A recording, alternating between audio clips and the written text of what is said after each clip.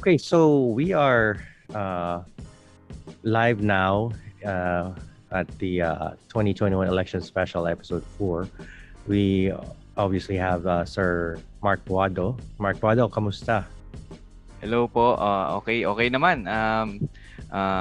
Okay naman dito sa Manila. Medyo mahigpit, but still buhay pa rin. That's nice. Thank you. First of all, thank you for letting this program interview you. This I call this interview like exit interview. As you know, in organizations, every time somebody leaves, they do an exit interview to know what happened and what could be done better and what worked better that maybe could be replicated by the next set of officers in this case. So this is the episode 4 in exit interview, the Mark Boado Insights. And sabi nyo nga sir, ang gwapo nyo dito ah. Oh. Where was this taken pala? Think that was 2018 Rizal. Actually, it's Rizal Day in Japan, okay. December 30. Okay. Yun. Was this part of your this 18 ano? Sabi nyo? 2018? Yeah. So this was part of your Supreme Council? Yeah, no, it's a personal trip. Oh, okay. All right. Well, we will start. So, sir, the beginning. This is in 2012. Just like Rizal campaign. And this was before you became Knight of Rizal Supreme Council member. What can you say about this experience, sir? The Just Like Rizal campaign of 2012. Well, basically, the hashtag Just Like Rizal campaign is a program initiated by the Sucesos chapter. No, and that was the time, I think 2012.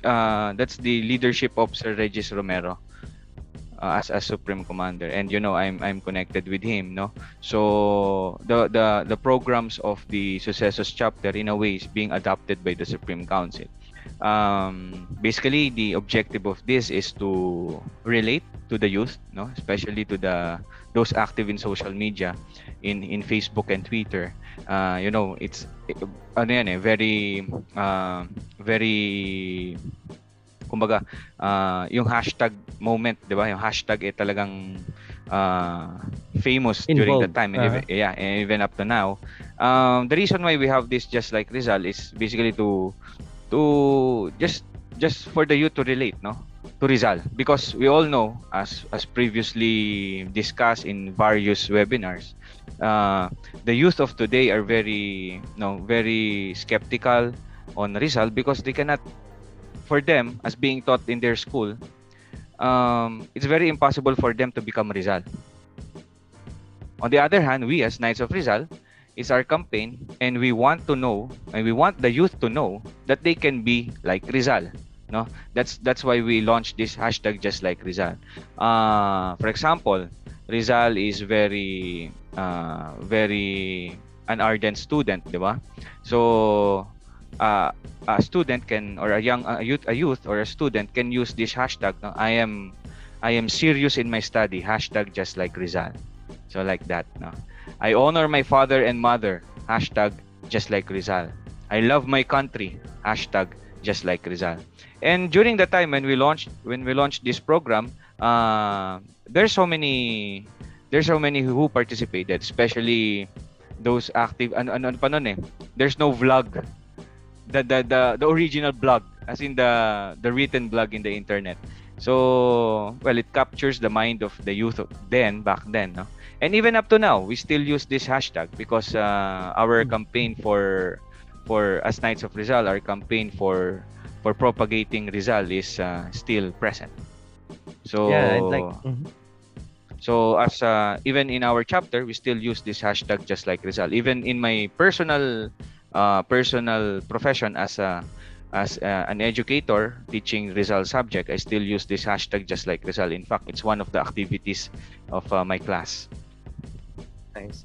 Yeah, in fact, I'd like to congratulate the Sucesos chapter because I believe 2012, like you said, hindi pa masyado, nag-uumpisa pa lang yung mga hashtag at That's yung right. itong internet boom, yeah, as it were. And mind you, this was 6 years before you were admitted in the Supreme Council. I'll show you another picture. Now, in Mm. 2015, again, this is before you became a member of the Supreme Council 3 years before. There was a Knights of Rizal, another campaign, this time to demolish Torre de Manila, which was perceived by the Knights of Rizal to be a photo bomber of the Jose Rizal monument in Luneta. Can you tell me how this affected you?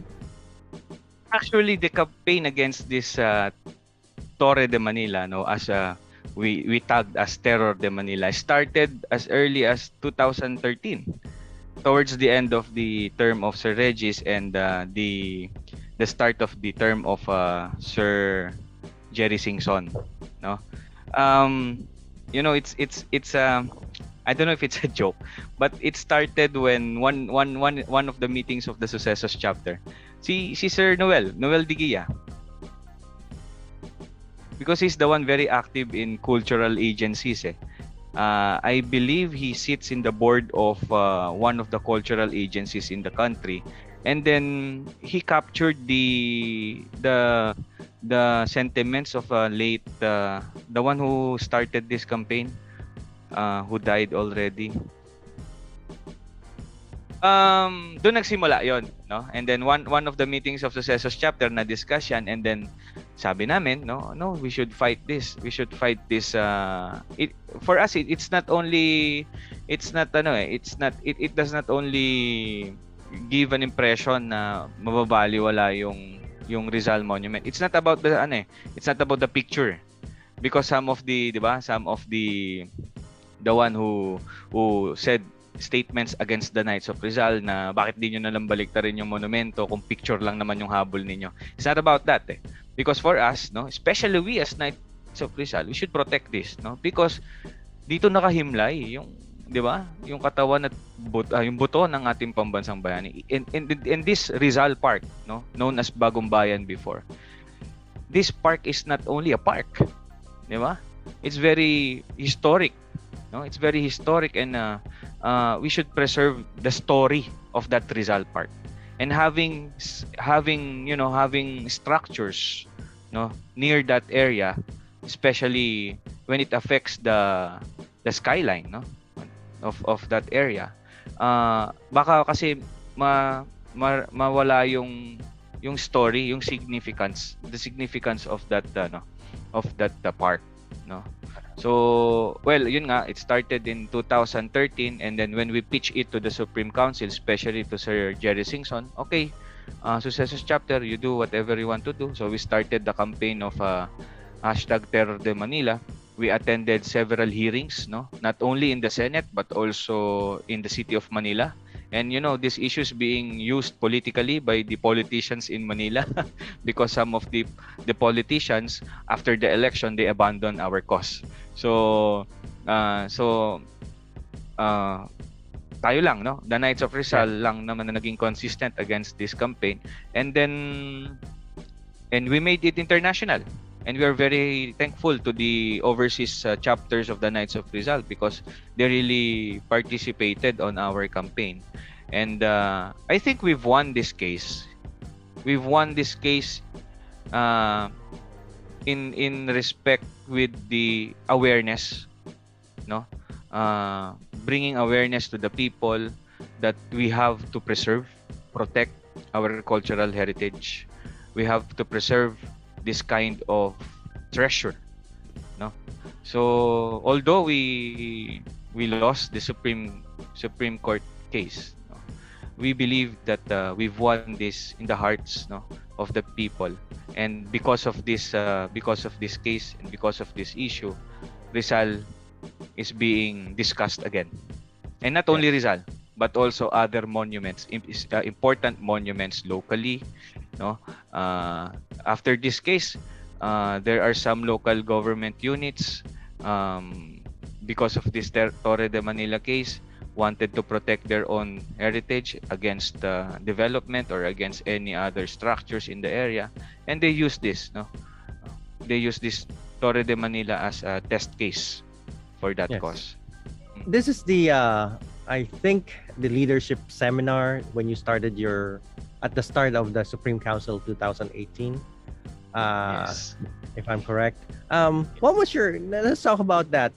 Your tenure in the Supreme Council. What was your? Knowing all this background, what happened? You were very active, and for a while there, the Knights of Rizal was in the headline, in the consciousness. What was your motivation in running for the 2018-2020 Supreme Council? Well, it's been our objective, no, in the Successos chapter to at least field a candidate to the Supreme Council, just to maintain the idea of having a young member of the Supreme Trustees, no. It started during the time of, I think, Sir Jerry Singson, the Supreme Commander, when one of the members of the Successos chapter ran and he won, no, Sir Maximo Salazar, if you know him, no, our former Supreme Pursuant. So he served under the term of Sir Jerry Singson. He served under the term of Justice Puno as Supreme Pursuant also. And then when he told me that, Sir Mark, I'm tired. Can you replace me? Then we talk it over our meetings sa Successos chapter, and we've decided, okay, sige, I'll take that, but only for one term. Only for Yes. one term. So, and then yun. Now, so let me go back to this picture. This would be the first quote unquote formal meeting of the Supreme Council. How did you feel during this? Can you tell us about what happened here and why there's so many people and what activity did you do and how did you feel? Now you're a part of the highest level in the Knights of Rizal. I think, I don't know if this is the first meeting of the Supreme Council, because I remember we also had our meeting in Vegan. I think that's the first. That's right. That's right. And this one, actually, every start of the Supreme Council, new Supreme Trustee, I don't know, no, if this new Supreme Trustee will have it. We have this kind of commanders training or planning, strategic planning. So this is a strategic planning attended not only by the Supreme Council, but also by some other members of the Council of Elders, as you can see in the picture, no. Some members of the Council of Elders, area commanders, and regional commanders. So, well, basically we did the strategic planning for the whole Rizalian year in that activity, and some sort of alignment of our vision for the order. So it was held in Tagaytay. It was held in Tagaytay and attended by chapter commanders and regional commanders of even as far as Mindanao. I saw Sir Clint there from Tagum, from Visayas also. Sir Edison was there, and then of course from Luzon. Did you feel that you, as a new member, were you? Is this correct? That you were the youngest member at that time? According to them, yes. Okay. In the history And of the course, Knights of Rizal, I'm the youngest member of the elected Supreme Trustee. did that According bother to you, or did that? No. Did you see that? How did you see that? Did you use it to your advantage? I know Sir Marlon is also there. Yeah, but he's older than me. Yes.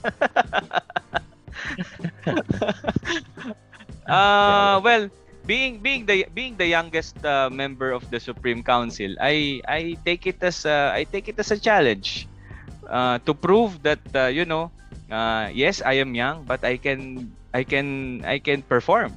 I can deliver the task, no?